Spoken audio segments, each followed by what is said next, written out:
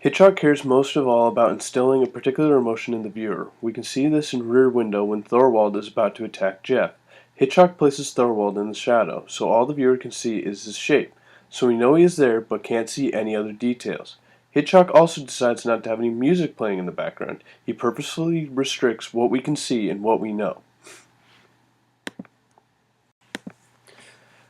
A good example of Hitchcock manipulating the audience's emotions in Vertigo is when John saves Madeline from jumping in the ocean. He uses the background music, the scenery, and the cinematography to build the tension in the scene.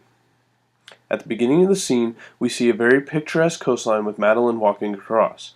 There is a calm romantic music playing, but the viewer is already nervous since Madeline tried to kill herself in a similar scene earlier in the movie.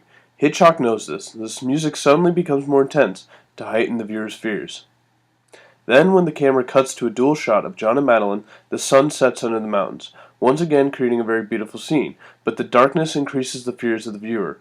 As Madeline speaks to John, the background music becomes more and more stress-inducing. Combine this with the further decreasing amount of light, it creates a very intense scene.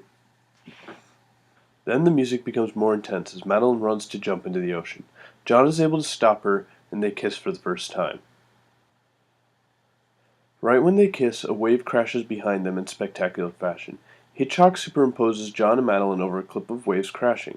He does this so that both the wave and the actors can be in focus. Not only does this make the scene look incredibly artistic for its time, it also creates a very dramatic scene.